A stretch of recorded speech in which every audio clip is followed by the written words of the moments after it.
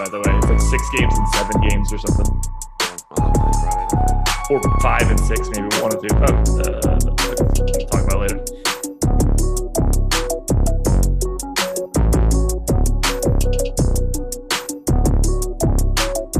And we are live. Welcome to the NBA Strategy Show. It is Wednesday, October 27th. I am Josh Engleman. I am joined by Adam Scherer. We are here to break down a 10-game NBA slate. We have a lot to talk about. We're coming in 15 minutes early as well. So while you get here, please hit that like button. Let it be the first thing that you do. Subscribe to the channel. Hit the notification bell so you know when everything goes live. And I got to give a shout out to PrizePicks for being the presenting sponsor of this video. We're going to touch on PrizePicks in a bit. I got a couple PrizePicks for Adam once we get there. But let's just start here. Adam, how was your night last night? It was pretty bad. I screwed up getting stuff in. I was rushing before lock, so I ended up not getting any of that Knicks Sixers game, which obviously had some good plays. I didn't get to as much of the Lakers stars as I would have liked. That was one where I'd said before the slate that I really liked playing them, assuming LeBron was going to be out. But then when he got ruled out and ownership increased, I ended up not getting as much as I should have. So yeah, it didn't really go that well for me. Okay. It went well for me. I had a shot. Didn't get there. Finished 17th on FanDuel. Best you could hope for is just giving yourself a bullet to get there. Ultimately didn't work out. Thank you, Tyrese Maxey, for being fully incompetent yesterday. Any little bit there would have been helpful. But we're on to the next one, man. We got 10 games to talk about. Interesting salaries across FanDuel. DraftKings, I think, is really difficult tonight. We got a lot of question marks on it, but we got a lot to talk about. We have 10 games to hit on, an hour and 15 to do so. I'm ready to dive in if you are. Yep. We're going to start it off. Charlotte Hornets, 6-point favorites in Orlando, 216 total for this one. For Charlotte, we don't exactly know the status of Terry Rozier, but he is doubtful. PJ Washington is out. On the Orlando side, no Isaac, Fultz, Okeke, Eton Moore, Michael Carter-Williams. The Charlotte piece, I think, is very interesting. It worked out quite well to go to some additional Mason Plumlee 2 nights ago. I'm expecting to do the same thing again on FanDuel at 5,900. But we need to talk about this team a lot because Gordon Hayward is currently projected for 30% ownership on FanDuel. That seems a little high to me. 15% on DraftKings. We've got Kelly Oubre pulling 15 to 20% across both sites. Mason Plumlee is chalky on FanDuel at 25% ownership. How do the Charlotte Hornets look to you against Orlando tonight? I mean, it's a pretty good spot for them. Clearly, it's not a very good Orlando team. You have a couple of key pieces missing. So Rozier being out opens up a bit more usage for guys like LaMelo and Hayward. Granted, Kelly Oubre takes usage as well. So it's not like you have a zero sliding into the starting lineup. It's not like last year when, Rozier would have been replaced by like Cody Martin, who's a very low usage player. So it's a marginal bump to those guys, but still, a little bit more upside. So I think LaMelo looks good, but the price tag on DraftKings also more or less where it should be, I think. In his last game, he played about 29 to 30 minutes in regulation. That's the biggest issue with LaMelo right now, is that you just haven't seen him play really more than like 30 minutes in a game. And he does have a competent backup in Ish Smith. So I guess it's reasonable to think that he kind of just keeps landing in that like 30 to maybe 32 minute range. That's the biggest issue, but he is a really, really good fantasy producer on a per minute basis. Hayward, not the same level of production as Ball, but also less expensive, playing a lot of minutes. So he looks fine. I think the ownership on DraftKings makes sense. And then Oubre played like 38 minutes in regulation. He played huge minutes in his first start as well in a competitive game. So I think that you can certainly go back there. 5,700 looks like a pretty good price tag. And then Plumlee, like you said, got the minutes bump with Washington out, played about 31 to 32 in regulation. He's someone that I think produces at a higher rate than people give him credit for.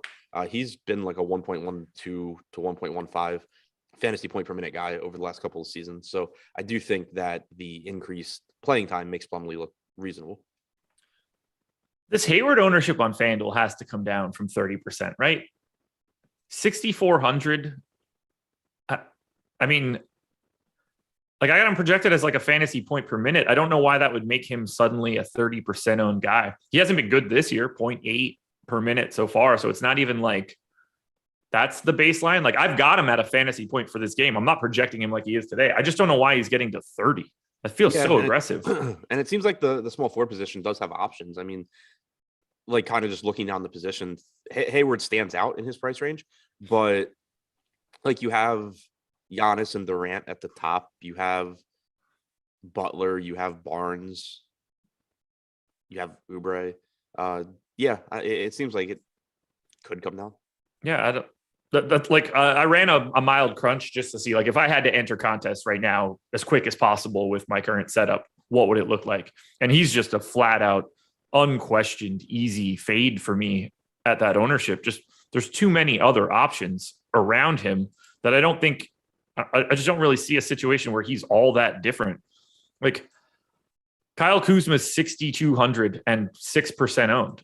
I don't think that these two guys are all that different for today. Certainly not 6% to 30%. Even Nickeil Alexander-Walker at 6,100 is 12% less owned. You can go up a little bit higher, go to Tyler Hero in 30 minutes. I don't love it, but he's unowned. I don't like that Gordon Hayward ownership. I hope it stays there so that I can just fade it. I assume it'll just come down. Yeah, that seems reasonable. Anything else here for the Hornets? No, I think that's about it. All righty. Well, let's switch it over to Orlando. Unfortunately, we got to pay attention to a lot of Orlando. And I hope that this doesn't become like a theme because I don't want to roster this team a lot. I think we have to, though. Mo Bamba, Jalen Suggs, Cole Anthony, Terrence Ross, all double digits on FanDuel or DraftKings or both. Franz Wagner is in double digits on FanDuel as well. Mo Bamba, probably the most owned guy here, 26% on FanDuel, 16 on DraftKings. I think that's all warranted. So I like getting to Orlando, but getting to Orlando is not going to be a fun experience this season. Yeah, I mean, they're not a good team.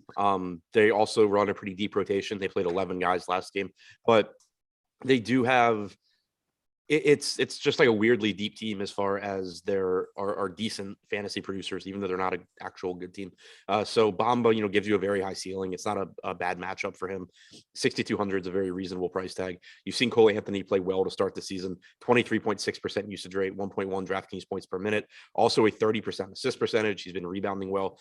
I don't necessarily think the rebounding numbers stay quite as high as they have been since the start of last year. Anthony has a 9.4% rebounding percentage. So still good rebounding numbers for a guard, but you expect him to come down a bit. I think he had like 16 rebounds the other day or something. So that's throwing it off. But he's going to look pretty good at his price point. He is playing a lot of minutes, played 32 minutes last game, lost about 5 minutes to garbage time. So I think you can go right back there. You mentioned Suggs and Wagner. 5K price tag on Suggs, I think, is reasonable. He has a 27% usage rate so far this season. He's only averaged 0.82 DraftKings points per minute on a 42% true shooting percentage. So we don't, obviously we don't have any sort of NBA baseline on Jalen Suggs shooting, but I would think it's going to be better than 42%. So his production should come up. Wagner's playing big minutes. He has been more aggressive as the season's gone on. Still only a 16.5% usage rate, but he started out basically not shooting at all. He had the lowest usage rate on the team after the first game. So I think he's a decent value as well. I don't have anything else that I really need to touch on here. Anything else for Hornets or Magic? How many minutes? Terrence Ross at 4,300 is always kind of interesting, but only played 22 minutes last game, and it's a big enough slate that I doubt you really need to go there that often. Yeah, he's been not ideal as of late. 0.61 FanDuel points per minute so far. I don't know. It wouldn't surprise me if he's not on the Magic by the end of the season. Yeah, only an 18.5% usage rate as well. All right, we will keep this one moving. Your Washington Wizards taking on the Boston Celtics. Wizards 4.5-point dogs on the road, 226 total. For Washington, no Rui Hachimura, no Thomas Bryant, although I believe Rui is starting to ramp up his work. Should be back here in the next week or so. Q tag on Howell Neto, Q tag on Romeo Langford. Al Horford and Peyton Pritchard are both probable. We will start on the Washington side. Bradley Beal, 17% owned on FanDuel at just 8,700, 4% owned on DraftKings at 9,200. Beal on FanDuel is the only guy in double-digit ownership on either FanDuel or DraftKings. I, once again, will be playing quite a bit of Spencer Dinwiddie because we have him at 2% owned on FanDuel at 6,800 and unowned on DraftKings. So I really like Dinwiddie as a GPP play. I don't know why he's not getting more ownership, but I'm going to go there. Yeah, my only issue with Dinwiddie is the playing time. Like, it still seems like he's tracking to basically play 30 minutes a game that in games that don't go to overtime. I think it's good that we saw him exceed that in the overtime game, so at least we know that physically he can. But even Washington's game against Brooklyn, he played 25.7 minutes. Even if you thought he was going to play the entire fourth quarter, and if the game had been competitive, which is reasonable, it would have put him at about 31 minutes. So the price tag's gotten to where I think it probably should be. Like, there's still some upside at 7,100, but if he's only going to play 30 minutes, it's tough for him to really, blow out that price point. So I think he's fine as a contrarian play, but nothing that I'm too excited about. The Wizards in general, I think, are pretty tough to get to on DraftKings. You can always get to Beal at 9,200, but there are some other high upside guards in that price range that we'll talk about that also look really good on this slate. So he does have a 33% usage rate this year. That's to be expected. Obviously no Westbrook. So, Dinwiddie takes some of that usage, but you're just going to see Beal with a very high usage rate all season long. He's going to just give you a really high ceiling. But again, there's just a lot of competition around them. At the center position, you're pretty much getting minutes split between Harrell and Gafford. It seems like Harrell does have the edge in terms of closing games out. We didn't get to see a closing lineup last time because Brooklyn was running away with it, but it has seemed like Harrell has the edge there in minutes with Gafford, but they're both priced up to where I think really they should be. What's your actual expectation for Dinwiddie minutes today? Just 30 as a baseline? Yeah. Okay. I feel like 32 is realistic in a competitive game. I think 32 is realistic in the sense that it can happen. Yeah, I wouldn't want to project 32 because that would basically mean that I think there's a decent amount of times he's playing like 34 or 35. Yeah, I'm gonna bring him down from 32 to 30 until we sort of see it, and that'll still make him. He'll still be a guy that I'm getting to because I think 2% is just incorrect. Like, I don't think $6,800 Spencer Dinwiddie and $6,400 Gordon Hayward should have a gap between unowned and 30% owned. That's another spot where like the Hayward ownership doesn't make sense to me. Yeah, I think that's reasonable. Just, hey, I think Hayward's the better option because he's probably going to play like 5 more minutes. Right. But I agree that if you wanted to give me 30-1 odds on, and I get Dinwiddie, I would take it every time. Yeah. And he's been 1.22 FanDuel points per minute so far this season. Like, you have to. I know. I understand that has like, Beal out and stuff, but it's nice to see that Spencer Dinwiddie has come back to basketball and is not problematic off of his knee injury. Like, I think that he's like a 1.1 guy moving forward just in general, but I'm happy that it's not 0.7. And it's like, oh, he's really knocking the rust off of this shit every day. Yeah, for sure. And Washington is staggering his minutes with Beal, which was expected, but also good to see because coaches don't always do what we expect them to. What else we got here for Washington? I'm just going to have like little bits of most of these starters. And if I end up with any of Harrell or Gafford, it's just sort of like I hope today's the day that's the one that gets 28.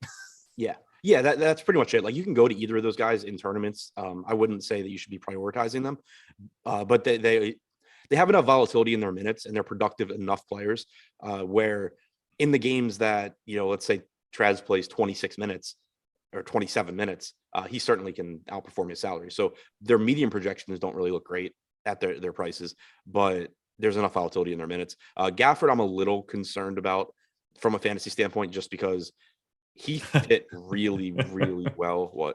We talked about this yesterday in DMs. Yeah. He fit really, really, really well with Russ. I think you could just see, like, he's still going to be a good fantasy producer, but I think you maybe see a step back from what he was doing last year when he played with Westbrook. Yeah, I mean, if Russ is going to be out here throwing lobs to DeAndre Jordan, making it look like DeAndre Jordan took a time machine back 10 years, that might have worked out pretty well for Daniel Gafford yesterday. Yeah, I mean, for the season so far, he's only played 63 minutes, but 0.98 DraftKings points per minute for Gafford. Also, regarding Dinwiddie, I pulled up his numbers in the 2 games that Beal's been active. 1.04 DraftKings points per minute, 23.5% usage rate, 39.7% assist percentage. I think that all seems pretty reasonable. Yeah, same. Let's check out the Boston side of this one. For Boston, it's looking like we're going to have basically like their full allotment of guys. Robert Williams is 22% owned on FanDuel at 7,100. I think that's more than reasonable. He's 17% owned on DraftKings, where he's only 6,300. Again, I think that's more than reasonable. Jason Tatum is 9,400 and 9,100 across FanDuel and DraftKings, about 10% owned. That's pretty much where I would expect him to be. Guy that stands out most to me is just an unknown play. If Dennis Schroeder is going to play more than 30 minutes, I'm a little interested at 5,800. Just another low owned type of guy that I'd be happy to have like 10% of in a GPP. I don't have any like knockdown guaranteed priorities though, outside of Robert Williams. Any Tatum and Brown is just always fine. I'm a little concerned about Williams too, but yeah, I mean, I'm with you. I think Tatum, Brown, Williams, Horford all look fine. Like they're appropriately priced. They certainly have ceilings. We know how good a good game from like Tatum or Brown or even Williams is. But from like a median projection standpoint, I think they look about where they should be. My concern with Williams is just that Horford is expected to play, and Horford leads the team in rebound chances this year. Horford is at 15 rebound chances per game. Williams is next at 13.8. But overall this season, Williams only has a 13.5% rebounding percentage. Last year, he was up around 20%. So I do think Horford's cutting into his production a bit. Whether that continues long-term remains to be seen, but you do have a lower usage rate on Williams this year. You have a lower rebounding percentage. So Horford playing, I think, does impact Williams, but he also is still cheap. So like I think he's still playable. I just am a little, and it's a Washington team that doesn't rebound very well. But I think that Horford being back is a negative for him. Yeah, absolutely. I think the ceiling is still, he can still break things when those blocks and steals are coming. I mean, I've got him projected for 4 stocks just in general. If that's an outlier day up and it becomes 7 or 8, especially on FanDuel where you're locking in 21 points on 7 stocks, it's a lot easier to make that sort of stuff work. But I do think that Horford does mute him at least a little bit. He's only played 23 minutes alongside Horford this year, so take these rates with a grain of salt. But he has averaged 0.37 DraftKings points per minute. He has a 3.6% usage rate and an 8.7% rebounding percentage. Yeah, maybe adjust those up slightly, but neither here nor there. Yeah. Like obviously he's not going to keep going at that rate, but yeah, he hasn't really done shit with Horford on the floor so far.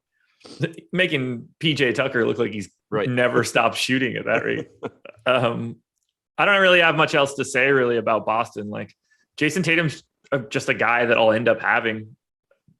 Nothing big to say about it. 10% Jason Tatum sounds good. Yeah, Tatum and Brown both doing what they did last year as well, both 30 to 31% usage rates. There's nothing like interesting to say about them. We know that they're really good. We know the matchup is good. I will play them. I don't think that they're like drastically underpriced or anything though. All right. Anything else in this matchup? Nope. All righty. Schedule for the rest of the day, 11 a.m. NFL Strategy Show Ownership Edition. We move on to 1 p.m. We've got the Jock Market NBA show. We got the NHL Strategy Show coming up at 2. No House Advantage NFL show coming up at 4. The Deeper Dive kicking off 15 minutes earlier than normal. I believe it is the boss man, Alex Baker, along with you, Adam, 4:45 Eastern time. Live before lock like normal, 6 to 7. And then you get PGA live before lock from 8 to 9. We've also got free content in NBA ownership rankings, NHL ownership projections, and the PGA Top Golfers tool. All 3 are free on the site for today. Let's keep it moving. We'll go to the Miami Heat, 4.5 point underdogs in Brooklyn, 217 total on this one. Now, as I scroll down a little bit in my file, no real injury news to speak of here. It appears everybody is just in for Miami that should be. It appears that everybody is in for Brooklyn that should be. Wouldn't surprise me if someone ended up on the injury report for Brooklyn if they're just going to continue to like rotate rest guys. But for right now, I think we could look at Miami to start. We've got Jimmy Butler at 16% ownership on FanDuel at 8,900. We've got Bam Adebayo at 13%. Those are the only 2 guys pulling any ownership. No one in double digits on DraftKings. I thought this might have been a little bit better matchup just because they're facing Brooklyn, but I have a very difficult time wanting to get to anything here from Miami outside of little bits of Butler or Bam. Yeah, it's just another team that I think is priced either correctly or overpriced. Like you've seen the salary on Tyler Hero jump because of the big game he had without Kyle Lowry. With Lowry in, it's a pretty tough sell to pay 6,700 for Hero. Lowry at 7,300, you're not going to be too excited about as anything outside of, just a low-owned tournament option. It basically leaves you with Butler and Bam. I think they're both good plays. I think that they're both priced around where they should be for the season. Butler's, off to a good start. He's played well, 1.26 DraftKings points per minute. Bam's at 1.29. But they're, I think, just pretty much priced where they should be. The one thing I do want to point out, he's not getting any ownership at this, 4%, but Kyle Lowry's 6,500. I mean, at 6,500, if he goes for north of 40, like you're really happy with that on FanDuel. There's nothing that stops Kyle Lowry from going for 40 fantasy points if he's playing 30 plus minutes in these games. Like that's going to happen at some point in time. He's going to look like a good GPP play. I don't know if the median looks good today, but when Kyle Lowry is just like the guy that's getting it done for Miami, 6,500 is not going to be the right price tag for him. Yeah, completely agree. And his rotation last game looked good. He played 31.2 minutes, but that was a blowout win over Orlando. He subbed out with 5 minutes to go in that game, played about 17 minutes in the first half. It's kind of similar to what we were talking about with Kemba yesterday, where the median, different players, different prices, all of that, but like the same kind of idea where he doesn't look great from a median projection standpoint, because more often than not, he's going to take a backseat to Butler and Bam, and then you're also going to have to contend with Tyler Hero coming out and chucking. Only has a 17% usage rate so far this year, but you're still going to get games. If Kyle Lowry is going to play 34 minutes in competitive games, you're going to get games where he just destroys that salary. Yeah, I'm excited to see it. And he hasn't been great so far, 0.78 fantasy points per minute. So he's a guy where I might just have to like manually bump him a little bit just to make sure that I'm getting a little bit over that 4% mark, because no one's going to look at that and be like, oh, Kyle Lowry had 28 real points and 50 fantasy points. That's not going to shock a single soul. So, or Kyle Lowry just might be getting old because he's not young. That is also true. On the Brooklyn side of this one, James Harden, 10K on FanDuel. Kevin Durant, 11K. James Harden, 10K on DraftKings. Kevin Durant, 10,500. No one on Brooklyn on either FanDuel or DraftKings is projected for more than 10% ownership. I don't really have a ton that I want to get to here. I don't know what they're really doing with their rotations, but I'm at least a little bit interested in Bruce Brown at 3,800 on FanDuel and 3,700 on DraftKings if this continues. I just don't know if it does. I don't know what they're doing with some of these guys. Yeah, so Brown started in place of Claxton last game. He didn't really perform well, but at 3,700, if he stays in the starting lineup, he's going to play a pretty good value. Not a good matchup against Miami, but just really, really cheap. But also, if they don't rest anyone, like if Aldridge is back, you could certainly just see them go back to their normal starting lineup and Brown go back to not even being in the rotation. So it's pretty tough to gauge. If he's not starting, I would stay away from him. If he is starting, then he's cheap enough to roster. I think that, as usual, the two spots you're really looking at are Harden and Durant. Harden's been absolute garbage so far this year. 1.26 DraftKings points per minute. Not getting to the line, but that's the not getting to the line thing. We talked about it in his last game, I think, but I think it's going to just kind of be overstated in like the DFS community. You're talking about like a 4 free throw difference so far. He averaged 7.2 free throws per game last year. He's averaging 3 per game this year. Yeah, you would like him to get more, but that's not the real difference maker for Harden. He only has a 27.5% usage rate this year. That's down. His assist percentage is 40%, so that's good. Rebounding percentage at 10.7%. He's second on the team to Durant in rebound chances per game. So all that, the peripherals look good. He's shooting really poorly. Has a 48.6% true shooting percentage this year. You assume that's going to go up sooner rather than later. So Harden is just, the way he's played, like you don't want to pay 10K for him. The matchup's not good. But at the same time, it's still James Harden. Like he's not, maybe he's not going to get to the line as much this year as he has in the past. But other than that, you're still talking about somebody that gets a ton of assists, rebounds really well. When he's shooting well, I assume his usage rate goes up. He's still driving. I didn't look after the last game, but going into the last game, he was only averaging 1.5 fewer drives per game than last season. So the opportunities are still there. He's going to start making shots sooner than later. So I do still have some interest in tournaments. And then Durant is interesting in tournaments too, just because he's so good. Yeah. If I said, all right, it's October 27th. On November 27th, how many free throws per game do you think James Harden's averaging? 5. Okay. I'll say like 6 and change for me. I think it's more likely that it's closer to the last year. Unless Kyrie happens to come back, at which point all bets are off. Free throws are just down for like a lot of the stars. So yeah, I think that like it wouldn't surprise me if he kind of just ends up 5.5, 6, I guess. Alrighty. I don't have any, but like Bruce Brown's the most interesting guy to me in this game, given his current ownership, but he could also just like not even play. DeAndre Bembry played 18 minutes in the last one. Like, I don't know if that continues. They seem to be just jerking this rotation all over the place. James Johnson plays 20 in the opening night. He hasn't played 20 minutes total since. Paul Millsap doesn't appear to be the guy that I thought he was going to be, which we'll see when that actually ends up changing. Nick Claxton is sort of like the only consistent big in this entire scenario. And he's Which just he played 16 minutes off the bench last game. I know. It's Harden and Durant, I guess, and very little else. And even then, I don't like them much. Playing Paul Millsap in cash opening night is going to go down as about as poor as playing Chris Davis opening day in like 2018 or whatever year it was he let off. Anything else here, Miami or Brooklyn? No, it should be a good real life game. Not sure how much you can get to from a DFS standpoint, though. All right, on to Atlanta at the New Orleans Pelicans. Hawks are 6.5 point favorites in New Orleans, 219 total. No Zion, clearly questionable tag on Josh Hart. For Atlanta, no Okongwu, Gallo, and Lou Will, both questionable. DeAndre Hunter is probable. Let's see what else we got here. So we're on to Atlanta. Trae Young, 9K across both sites, about 10% owned. In fact, 11% owned Trae Young on FanDuel is the only guy from the Hawks to get over 10%. And I think that I agree with it. I'm assuming Gallo plays finally. If he doesn't, those minutes basically just go to Solomon Hill, and it doesn't really matter all that much. I don't see a lot out of Atlanta. I wish that I did, because I think it's a good spot against New Orleans, but they're kind of just all appropriately priced, and they've got so many different dudes that can be the guy that plays 30 minutes, but they could just as easily play 24 too. Yeah, I think I'm a little higher on Atlanta, particularly Young and Capella. 9K for Young, I think, is just a really, really good price tag. He's one of the guys that I was referring to when we talked about Beal, that I said, there were some other very, very good plays in his price range. If this game's competitive, you're getting around 36 minutes from Young. He has averaged 1.36 DraftKings points per minute so far this year, 1.33 going back to the start of last year. He's someone that is going to get usage here. He has a 40+% assist percentage.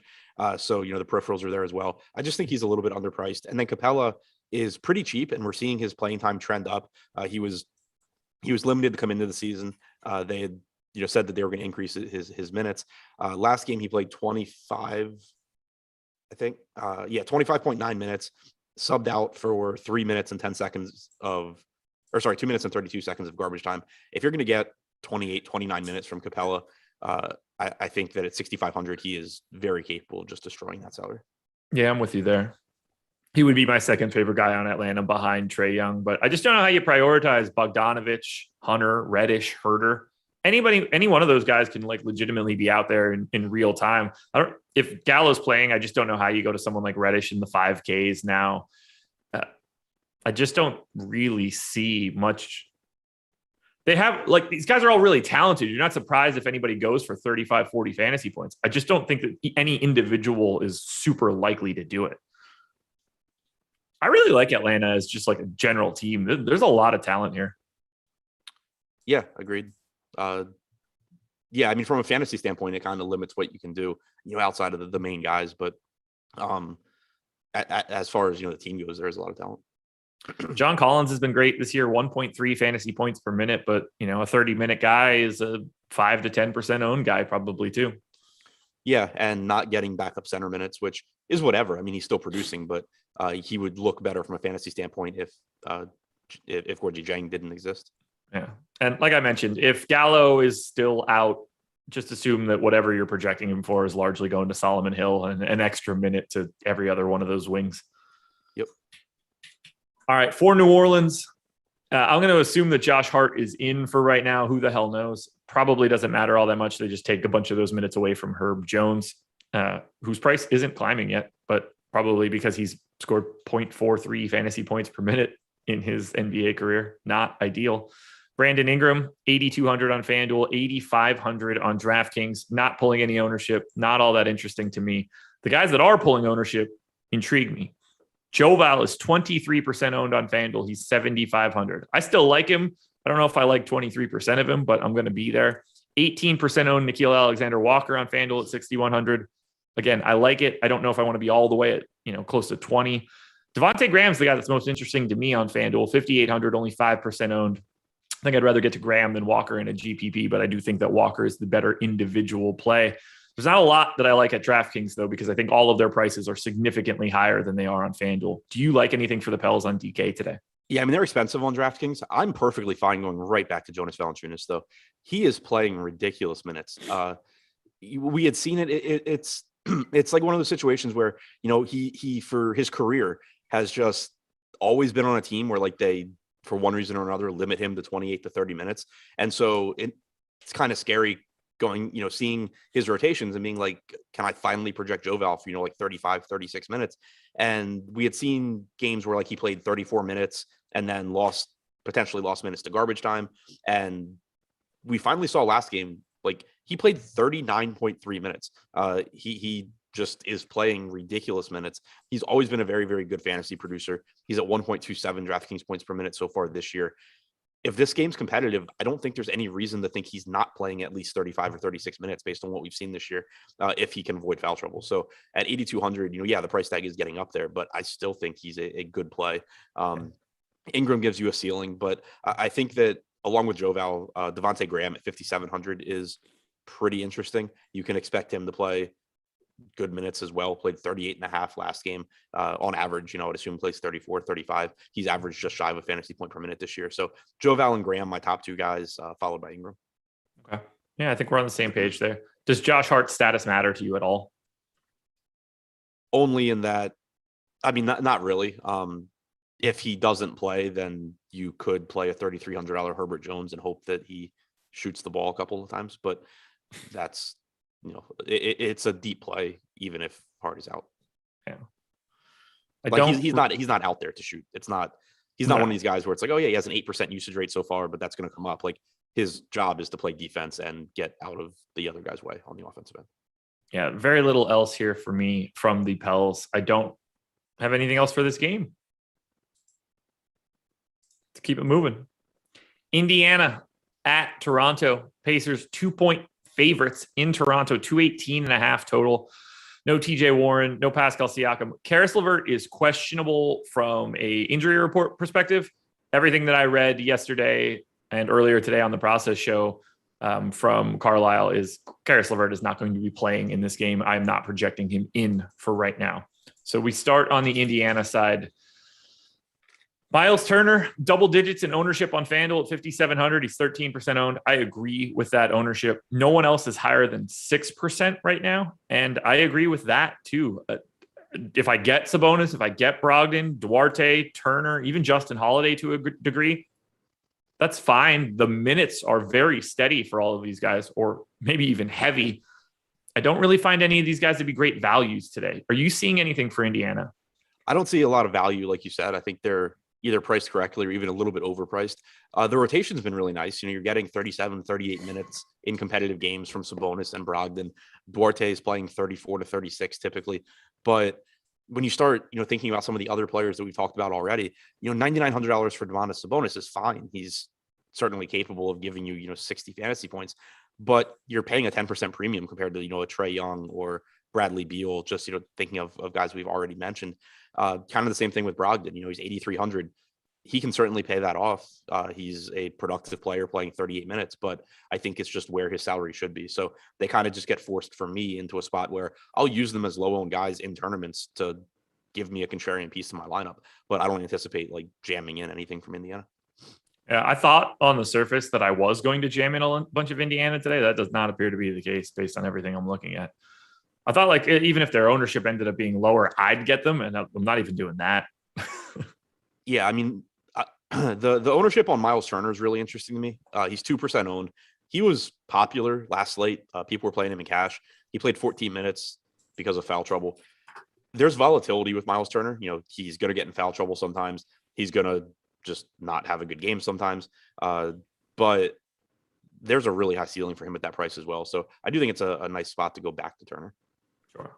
And again, 5,700, just power forward eligible on FanDuel, not center eligible for starting center Miles Turner. Yeah. Also, it wasn't completely foul trouble last game. He played 3 minutes to open the game. That was foul trouble, but then didn't foul anybody in his next 4 minutes. Didn't foul anybody to open the third. Still only played 5 minutes and 25 seconds. Played another minute and 43, and then just never came back into the game. Goga Batadze was in the rotation. That was new. Yeah. It's not that's not what you really want to see from Miles Turner, but still, there's no reason to think going forward that the plan would be for, like, in games he's not in foul trouble and he's healthy. Why would Turner be playing less than like 28 to 30 minutes? No, if they're going to do that, he's not going to be on the Pacers any longer. They're just going to trade him and not pay him and just go to Goga. So yeah, we're on the same page there. All right, let's do this. The chalk of all chalks for today, that would be the Toronto Raptors. Ownership on Fred VanVleet, 20% on DK, 30 on FanDuel. Scotty Barnes is 36% owned on FanDuel and 11% owned on DraftKings. I don't want 36% owned Scotty Barnes on FanDuel. I think that's dramatically too high. Gary Trent, Precious Achua, OG Anunoby, all 15 to 20% owned. The Toronto Raptors starting lineup is the highest owned thing on this slate today on FanDuel, and it's not exactly low owned on DraftKings. How do you manage Toronto in a really nice pace up spot against Indiana? I think you put them into your lineups. Assuming the game's close, you're going to get plenty of minutes from these guys. The pricing is reasonable. 7,800 for VanVleet looks fine. 6,500 for Anunoby looks fine. We've seen him take on a bigger role as a scorer this year. Usage percentage is up with Siakam out. 24.7% usage rate for Anunoby actually leads the team with the exception of Chris Boucher. VanVleet's at 22.9% this year with a 37% assist percentage. I think it's likely that comes up as we go forward. Scotty Barnes has been a decent fantasy producer so far. He's rebounding at a high rate, 22.7% usage percentage. Achua in games where he avoids foul trouble, we continue to see him play around 30 minutes. So I think the pricing on DraftKings is more in line with where it should be. But I do think that when you think about the ceilings these guys have and the minutes that they're playing, there is still some meat on the bone for everyone from Achua to Barnes to Anunoby, VanVleet. Thoughts on the 36% owned Scotty Barnes on FanDuel? This is just like Gordon Hayward to me. I don't get it at all.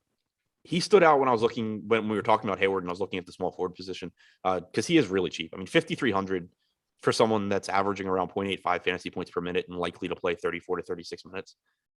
I think that's just a really solid, that's one of those plays where I'm not going to say he can't fail at 5,300, but it's one of those plays where it just feels like the worst case is he just ends up being a non-factor and, gets 25 DraftKings points and, doesn't help you win a tournament, but doesn't completely destroy you. But then he has plenty of, 35, 40 fantasy point games in there. I got him at 29 FanDuel points, 0.88 for the game. I think that's a reasonable stance to take. He showed up in my Sims 17% of the time. That's less than half of the ownership. This is another spot where I just think it's really, really easy to find different ownership elsewhere. Do I think that he's a solid play? Yeah, of course. But I just think he's massively overowned in tournaments. Yeah, I mean, I think you can certainly find other plays elsewhere. It's a 10-game slate. One thing with Barnes too that I think is nice is so much of his production comes from rebounding, and we know that typically that's more stable. He's second on the team to Achua, 12.8 rebound chances per game. Achua's at 17.3. So it's him not being scoring dependent, him being cheap, and him being likely to play mid-30s in minutes. I think he's just really safe. It's probably true. High floor feels like a decent way to describe it, I guess. Yeah, but I don't think, a lot of times when you say something like that, it implies low ceiling. I think Barnes has a high ceiling as well. Maybe.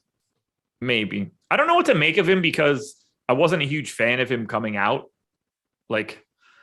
He's a really inefficient, raw offensive player. He shot 28% from three last year in college, 62% from the line.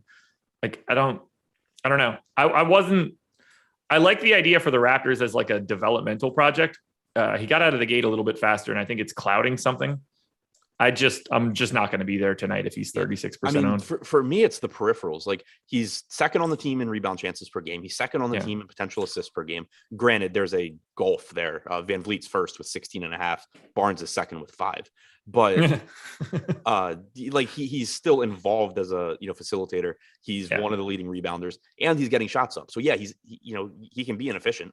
But he has a 22.7% usage rate in addition to the peripherals. I think it's just like the peripherals are going to be there typically.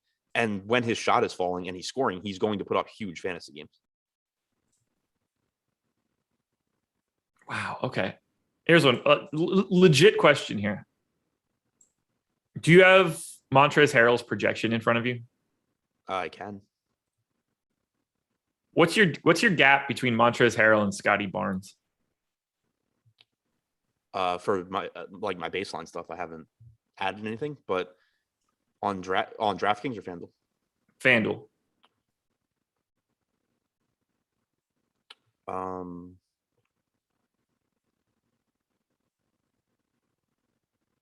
Like 3 points in favor of Barnes.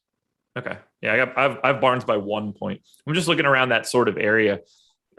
Guys that I have comparable, like Lauri Markkanen, not all that far away. Mikal Bridges, not all that far away. Even someone like Miles Turner, who's already getting some ownership. Precious, Portis, who we're going to get to. Alex, I'm seeing what Alex has. Whoa. Alex is a big Montrezl Harrell guy tonight.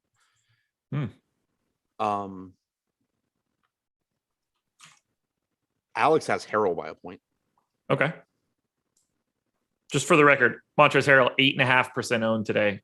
Scotty Barnes, 36.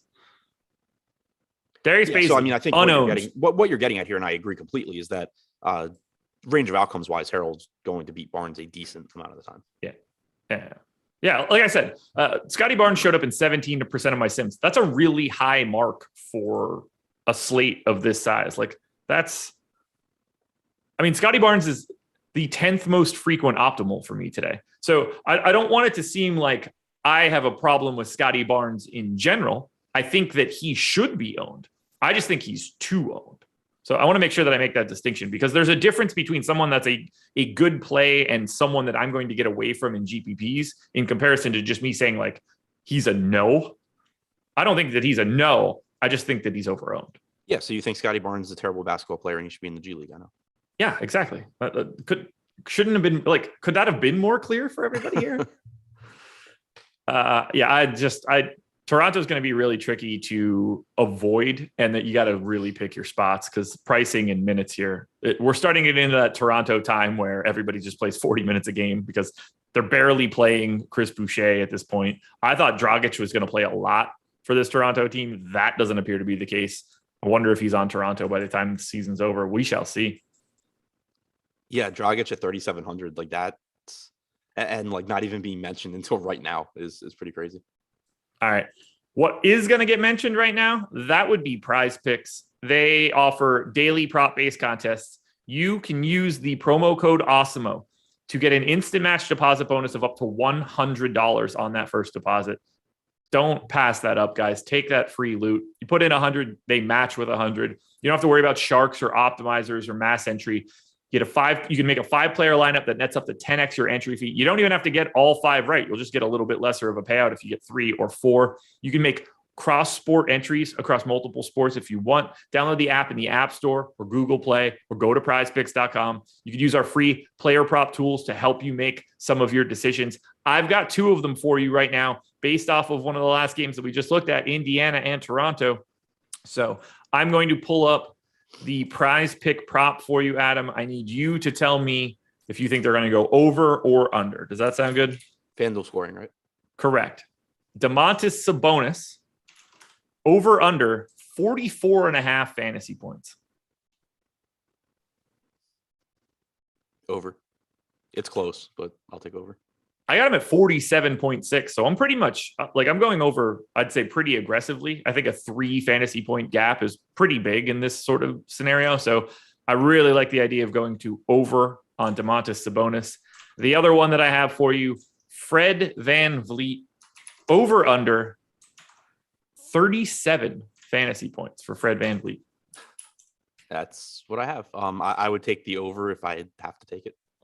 I have him over as well. So I have my eye on this one. I've been taking the overs on Fred VanVleet quite a bit. I haven't gotten there quite yet, but I'm still going to go back that direction. We've got OG Anunoby at 34. I think that one's pretty much spot on. Malcolm Brogdon's in at 39. I think that one's spot on. I got him at 39.2. So I don't think there's too much else here in Toronto and Indy, but I do like the overs on VanVleet and Sabonis. Yeah, Shane Hall in chat just had a perfect example of, a pivot away from Barnes. Barnes 6K on DraftKings. He's only getting 11% ownership, but John Collins is in that same price range as well. Certainly the kind of guy that you can just play instead of Scotty Barnes. Yeah, I like that a lot. All righty. I think that we can keep this moving. Again, shout out to PrizePicks. Make sure you're using that promo code Awesemo when you sign up. I assume that link is in our description. I think you can get it into chat as well. Minnesota Timberwolves, 7.5-point dogs in Milwaukee, 229.5 total.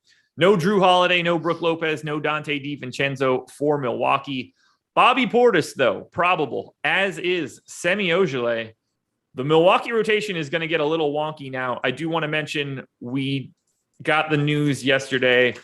Mamukelashvili and Georgios Kalaitzakis have both been sent down to the G League. So now that we have those two guys up, the other two guys are going down. Let's start on the Minnesota side of this game. However, they are the underdogs on the road.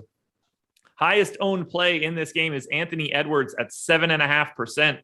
And for all intents and purposes, I agree with it. I don't find Minnesota to be very interesting to get to. Although if Karl Anthony Towns continues to score 1.6 fantasy points per minute, I'm going to need to wake up.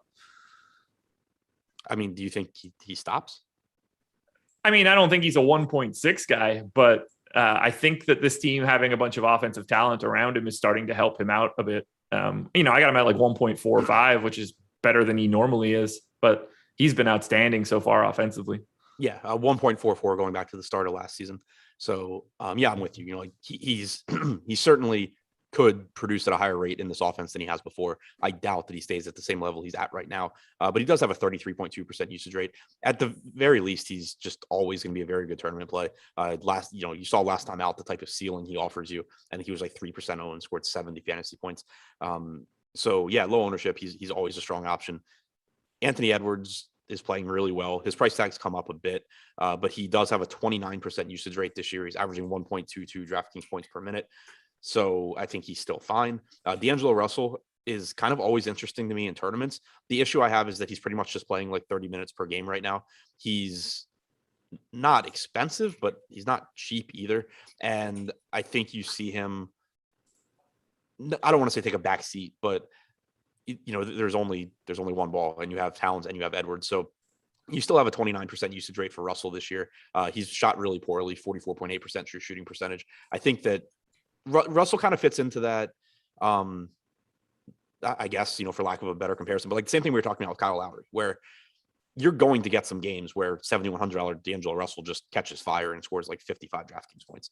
He's not going to look great from a medium projection standpoint, but the opportunities are there for him in any individual game. Like if he's shooting well, he's going to take more shots. So I still think the ceiling is really high. Do you know what Anthony Edwards is shooting for mid-range so far this season? No, I don't.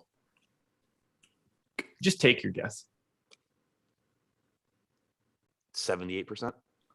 You're going to need to go the other direction. You'd be better off. Let's subtract that from 100. 17% from the mid-range this year for Anthony Edwards.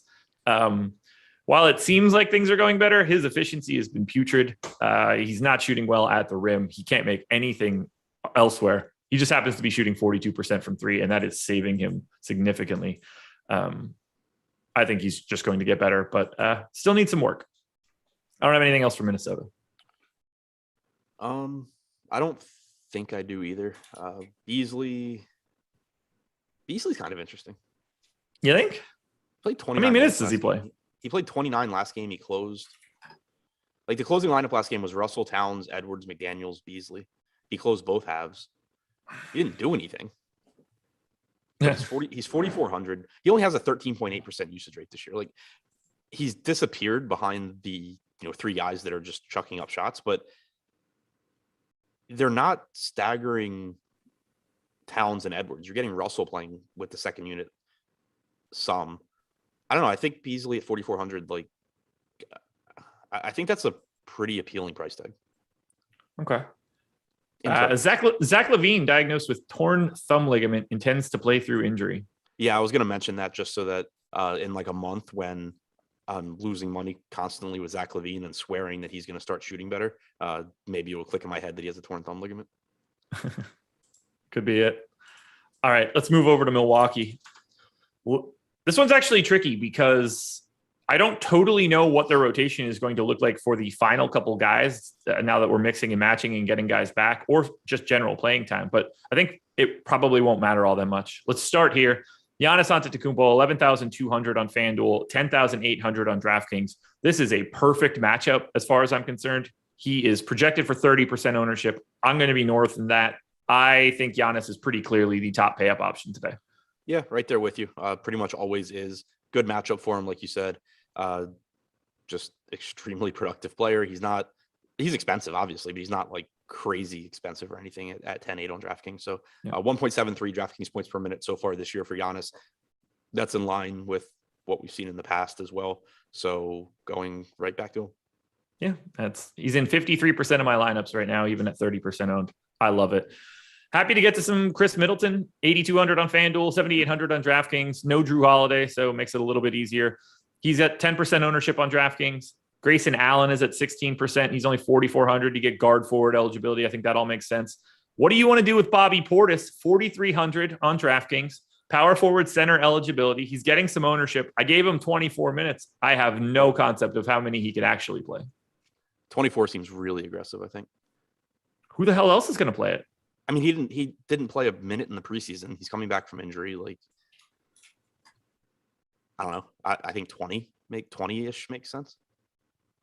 Okay. Which still makes him viable. Yeah, like I just don't know who else is going to get all the minutes at this point. I don't know how much they want to play Giannis at the 5. They're not playing Mamu now at all because he's not there. So I mean, like obviously 28-20 split for Giannis at center seems reasonable. I just don't have an idea. Like this, it's one of the bigger question marks, and I think it's a really important discussion point too. Yeah, I agree with that. It's kind of like Dinwiddie for me. Like, yeah, he can play 24 minutes, but if you're projecting 24, you need him to have some 28-minute games in there, and I really don't know that those exist right now. Yeah, maybe. What was the issue? Hamstring, I think. Not ideal. You really like that one to be like a thumb injury or something. I'm clicking on him now. Left hamstring strain. It doesn't appear to be any like legitimate notes here. I don't know. Yeah, we don't know. I'm hoping that we get some sort of information on how much he can play. You're going to move forward with 20 though? Yeah, Alex has 20.5. I think that makes a lot of sense. Okay.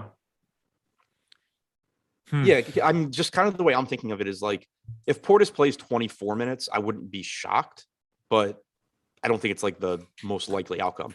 If he played 8 minutes or 26 minutes, I'd be very, very surprised. So that makes me kind of want to keep him in that like 20 to 22 minute range. That's fair. Grayson Allen, Pat Connaughton, George Hill. I don't have much to say here, although I do think Grayson Allen is probably the guy that looks the best out of the group. Yeah, I think Allen looks fine. Guard forward eligibility is nice, as you mentioned. 4,400 is reasonable. Like he's not a high usage guy. He's not a super productive guy, but he just kind of fits in nicely into lineups, I think. Middleton gives you a very high ceiling. He's still only 7,800 on DraftKings too, so that looks pretty good. He's around a 1.15 fantasy point per minute guy without Holiday over the last couple of seasons. He clearly can disappear at times. He's someone that is very frustrating in DFS, but he's also got a massive ceiling. So I think Middleton's a good play. Giannis, the guy that really, really stands out here, though. Yeah. Nwora, Thanasis, Justin Robinson, Semi. Does any of those guys seem viable to you? Not really. Nwora played about 24 minutes last game. I'm expecting him to stay in like the low to mid 20s.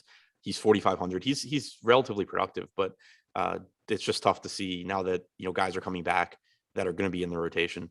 It's just really it's tough for me to see games that are, unless it's garbage time or something like that. It's tough for me to see a lot of games where Nwora succeeds. Anything else in this game? George Hill at 3,700 is fine. He's not very productive alongside Middleton and Giannis. Like going back to his previous stint on Milwaukee, he averaged about 0.6 fantasy points per minute with those guys on the floor. But he is 3,700. He is likely to play 26 to 28 minutes. All righty.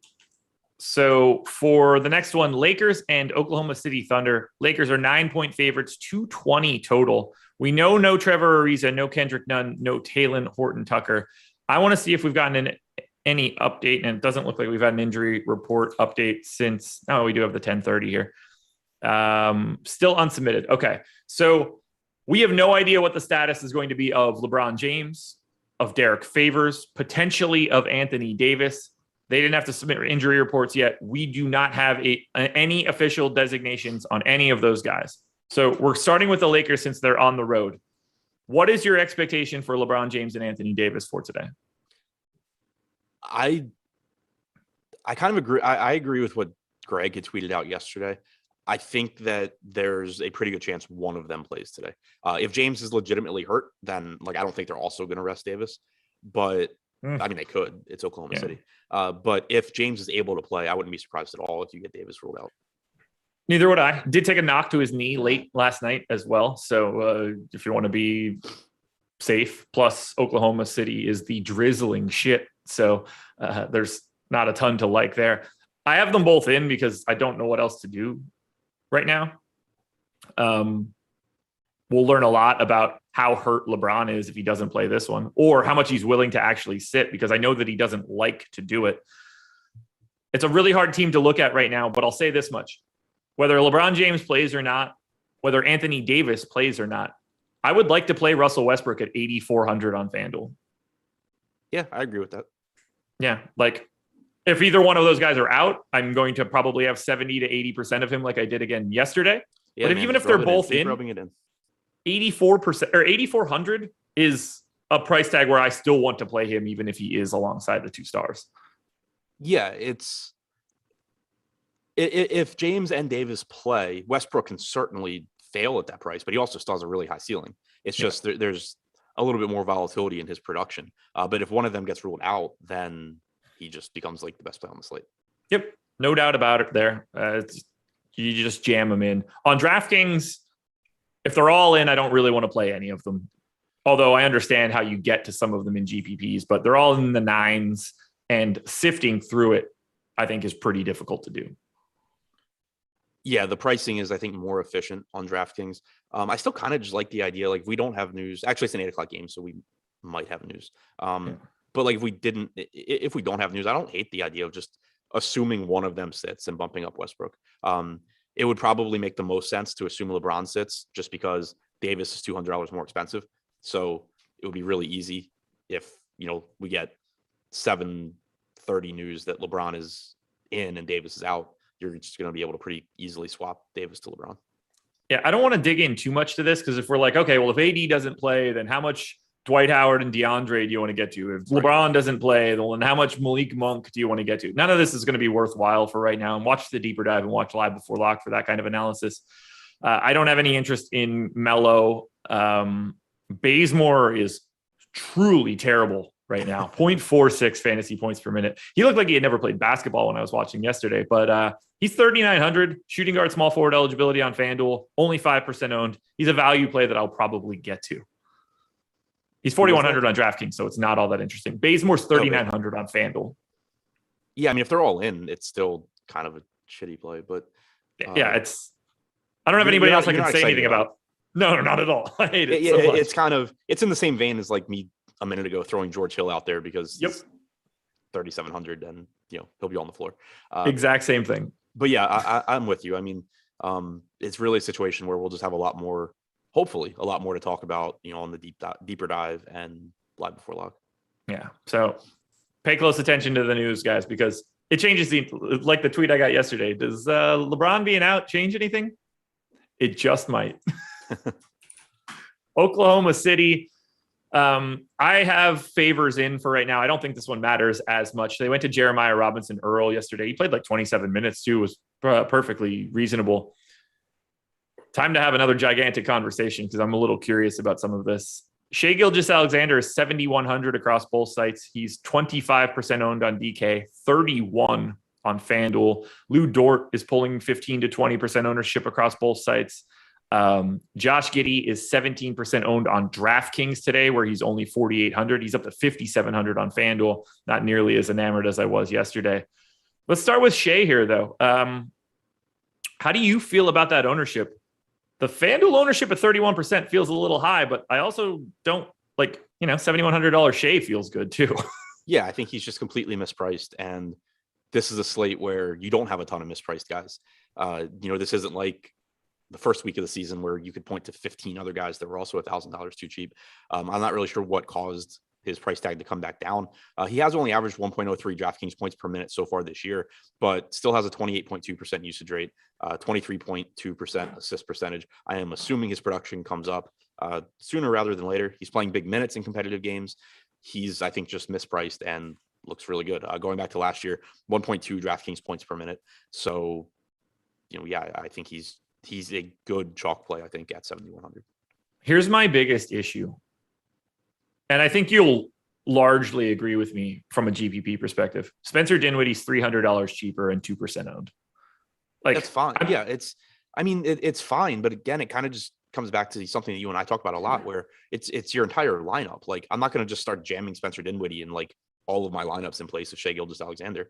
You can definitely use him if you need a contrarian piece, but especially with NBA, projections, it's just so much easier to project. I don't want to just, shy away from every chalk piece. I know that this is another spot and we're going to get to it, but the other real big problem for me that's ending up pinching Shea, it's a little bit higher in price, but Dame is 8,200 on FanDuel. And now it's like, oh, I can get Dame, who, even if he is chalky, that one's just like actual broken. I can offset my Shea with the unknown Dinwiddie, and I think that's starting to balance me out a little bit differently from a leverage perspective. I'm curious to see where I end up at the end of the day. But this is the same situation. I don't remember who we were just talking about. Like, I still have Shea showing up 16% of the time. Yeah, okay. Like, Shea's my number 14 overall guy to be in an optimal. It's not like I don't like Shea. I just have guys that are comparable to him in odds of being in an optimal that are not getting touched from an ownership perspective so far. It's something I got to pay attention to for FanDuel moving forward. What do you want to do with the rest of Oklahoma City? Giddey's price tag dropped $1,000 on DraftKings. Not really sure why that happened, but it makes him look really good. Like you said, he is getting ownership, but I think it makes sense. Played 27 minutes last night. You're typically going to get him around 30 minutes, I think, give or take, a few minutes either way. But he's averaged 1.04 DraftKings points per minute. He's another guy kind of like Barnes. The usage rate isn't as high as Barnes is, but the peripherals are there. He has a 26.5% assist percentage this year, 13.9% rebounding percentage, only 16.5% usage rate, but the peripherals just make it so it's relatively difficult for him to fail at that price tag. And then nights where he does actually score, his shot is actually falling, he's going to have big games. He's second on the team behind Gilgeous-Alexander with 6 potential assists per game. He's, I'm sure, towards the top of the team in rebounding. I'm pulling that up now. But the peripherals just make him, I think, a strong option. He leads the team with 7.3 rebound chances per game as well. Anything else here? Dort's fine. Not the highest, ceiling guy, but he should play a lot of minutes. He's only 4,500. Looked like he was going to have a monster game yesterday. Started out really well. Did not do well the rest of the game, but 4,500, certainly a good option. At 23%, though, I like looking at the Oklahoma City ownership on DraftKings, where you have 25% going to SGA, 23% going to Dort, and 17% going to Giddey. Dort's the first one I get away from there. That makes sense. Sacramento Kings, 7.5 point dogs in Phoenix, 226 total. Campaign out for the Phoenix Suns. On the Sacramento side, Davion Mitchell at 3,800 on FanDuel is 13.6% owned. He's the only guy north of 7% ownership on either site. I don't find a lot to like here from Sacramento. Do you? No, I don't see a whole lot. Davion Mitchell, if you're playing a lot of lineups, certainly someone you can mix in at 4,200 as a value option. He has a path to closing minutes if he's playing well. Coming off of a game, he played 32 minutes and closed against Golden State. He had a really good game. So it's the minutes can be there when he's playing well, and that's really all that you're asking for on cheap players. He has only averaged about 2/3 of a fantasy point per minute this year. Not a core piece or anything, but I do think there's some upside there. Outside of that, it's tough to get to a lot. I think Fox would be the next piece for me just because his ceiling's so high. But 8,600, he's not that far off from the Damian Lillard, Trae Young, Bradley Beal plays. So it makes it a little difficult to get there, I think. $5,900 Rashawn Holmes is the only thing that stands out to me on DK. That's all I got for Sacramento. Yeah, I think that's fine. And on the Phoenix side, a little bit more interesting. Devin Booker, 7,500 on FanDuel. Jay Crowder pulling a bunch of ownership on FanDuel at 3,900. He's 52K on DK, or 5,200 on DK. Chris Paul, Bridges, Ayton, all about 10% owned on DraftKings. I think everybody looks pretty similar on DK. And I think that Devin Booker and Jay Crowder have bad prices on FanDuel. Where are you at for Phoenix? Yeah, I think that's about where I'm at as well. If this game's competitive, you're assuming that you're going to get 30 to 32 minutes from Paul. Makes him look pretty good at 7,600. You're assuming you're going to get around 35 minutes from Booker. Makes him look like a solid option at 8K. Probably getting around 33 minutes from Ayton. Solid option at 6,600. I like, all three of those guys. You can mix in Bridges at 5K as well. Large field tournaments, you can even mix in a $3,100 McGee if you need, value. He's probably going to play like 12 to 15 minutes, somewhere in there. But he's just a phenomenal per minute producer. So I think that Phoenix on DraftKings is just, they're not like egregiously mispriced, but I think they are one of the softer priced teams on the slate. I have nothing else I could add for Phoenix. What's their DraftKings ownership looking like right now? It's pretty low. Everybody's like 10%, basically. Booker, Paul, Bridges, Ayton, all 9 to 13. Yeah, I think that's pretty appealing. Yeah. Like Chris Paul is an example of a guy that you could use. Not that he's low owned, but he's like half the ownership of Shai Gilgeous-Alexander for $500 more. Perfect example of somebody that, Gilgeous-Alexander projects as a better play, but Chris Paul is going to beat him a pretty high percentage of the time. Memphis at Portland, 2.5-point dogs for Memphis, 234 total on this one. No Dylan Brooks, no Tony Snell. Norm Powell, questionable. I think based on this injury, I'm treating it like he is not playing. Memphis has 23% owned Jaren Jackson on FanDuel, 18 on DK, 21% DeAnthony Melton owned on FanDuel, 28 on DK. They are the two bigger pieces. Melton stands out to me. What else looks good for you for Memphis? Yeah, Melton stands out, as long as he's staying in the starting lineup. 5K is still a perfectly fine price tag for him. He's averaging 1.03 DraftKings points per minute this year, 20.2% usage rate. Obviously he loses some usage and some per minute production playing alongside Morant, but he's also getting increased playing time as a starter. So that's, good. It makes him look like a very good value here. Ja Morant is just playing out of his mind so far this year. 37% usage rate, 35% assist percentage. He's expensive is the problem. I still think you can go there in tournaments because he's going to be low owned. He's right now projected for 1% ownership. He can still get you 60 DraftKings points. So I think he's fine in tournaments, even though he is a little bit overpriced for his median. So not a priority, but somebody that I do like as a low owned option. Jaren Jackson is fine. I think Steven Adams at 5,300 is fine. But Melton's the guy that really stands out. On the Portland side, for some reason, FanDuel decided to make everything dumb and turn Dame Lillard into an $8,200 player. I can't imagine what I'm going to get at point guard if the Lakers news breaks correctly, but I will have all of the Damian Lillard today. I've got 55% of them right now, even at 33% ownership. On DraftKings, everything looks pretty normal for Portland. Talk to me about the Blazers. I still think Dame's a little underpriced on DraftKings. 9,400 for him. It's basically just because he's been shooting poorly. Lillard he's one of like the most interesting guys to talk about from a pricing standpoint, I think, because there's like such a gap between his median projection and what his ceiling looks like compared to, other players. And so it's like when he's 10K, he still gets ownership because it's Damian Lillard and he can just go get 60 points relatively frequently. So it's like I end up not playing Lillard because I think he's overpriced for his normal production.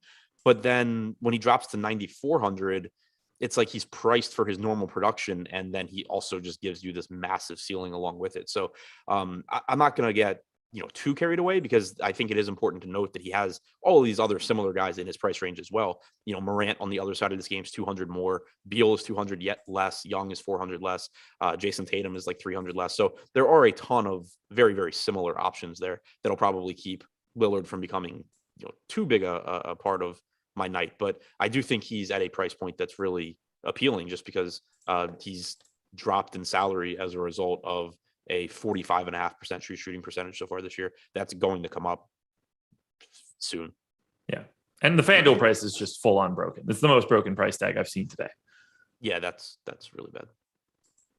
Nothing else to add here for me for Portland. No, I mean, obviously McCollum and Nurkic are both playable. If Powell's out, you're probably getting Nasir Little starting again. Yeah. He played 32 minutes last game and didn't get, and then the game, blew out. So I think it is important. I guess an important takeaway for me was that he dominated the minutes. I thought there was a chance that you would see Larry Nance play more. Little did dominate those minutes. He is 3,900. He's not the most productive player, but 3,900. If he gets to start in place of Powell, he's gonna look like a pretty good value. Closing that out, 7.5 point underdog Cleveland Cavaliers at the LA Clippers, 217 total. No Marcus Morris, Kawhi Leonard, Serge Ibaka, Isaac Okoro doubtful for Cleveland. Highest owned guy on the Cleveland side of this game is 4.4% owned Evan Mobley. I would like more Evan Mobley than that on FanDuel. I'd like a little bit of Colin Sexton too, but I'm not really trying to get to a lot of Cleveland here. They don't look very good. Yeah, the pricing on DraftKings is pretty rough. Sexton at 6,500 does give you a pretty nice ceiling, but I think that's about where he should be priced in terms of medium projection. So I like him in tournaments. Wouldn't get to him in cash games or anything. It's pretty much just guys that I think are priced where they should be. They give you some upside like Sexton, but there's nothing that stands out to me as like a particularly good play. I think there's one particularly good play on the Clippers side here, and that would be $3,600 Nick Batum, small forward, power forward eligibility. He's 27% owned. I think that looks pretty reasonable, but I'll happily get to some Reggie Jackson on FanDuel. Terrence Mann, Zubats could play a little bit more considering the Cavs have a really, really big front court. Paul George is 10-5 and 10-3. I don't know how much I'm going to get there, although he's been playing incredible. Close us out with the Clips. So obviously I'm with you on Batum as a value option. He started last game in place of Morris, played about 22 minutes, but that was a game that got out of hand, didn't play down the stretch. I would assume that you're getting around 28, 30 minutes from him if this game's competitive. Zubats, I like a lot here. I think he ends up being a really, really good tournament option because I don't think he's going to get much ownership. He right now is projected for 7%. That's actually even a little higher than I was anticipating, but he benefits from Morris being out because it should give him more minutes. And then on top of that, like you said, you have Jared Allen, certainly someone that Zubats can be on the floor against. So like in the game against Portland, Zubats played 25 minutes. He didn't play at all in the fourth quarter because it was a 35-point game. I think that he's in the closing lineup a pretty decent amount here, just because, you're not going to have – it's not quite as easy to go to those small lineups. So not a guarantee that Zubats closes, but I do think he plays more minutes than he typically would with Morris being out. He's pretty cheap. He's a good – he's around a fantasy point per minute guy. I like him in tournaments. Anything else here for the Clippers for you? What's Luke Kennard? I would be cautious chasing Luke Kennard's last game. Like the opportunities are still there for him, but his price went up to 4K. He shot really, really well in that game. Pay attention to his ownership because right now we do have it at only 4%. If he's 4%, it's fine. But I just wouldn't look at the last game and say, Luke Kennard's like a must play now or anything like that. He shot really well, got some extra minutes in the first half. I think he's fine, but he's not, a priority or anything. Deep dive later today. Yep. Deeper dive, 4:45 start with the boss man, Alex Baker, as well. Guys, keep your eyes peeled for the news throughout the day. Follow at Awesemo NBA so you don't miss any details. Make sure you're getting into our Discord if you can, if you're our premium sub. Good luck tonight, everybody. Enjoy yourselves. Once again, shout out to PrizePicks for being the presenting sponsor of this one. We've got the NFL Strategy Show Ownership Edition coming up next. Talk to you later, everybody.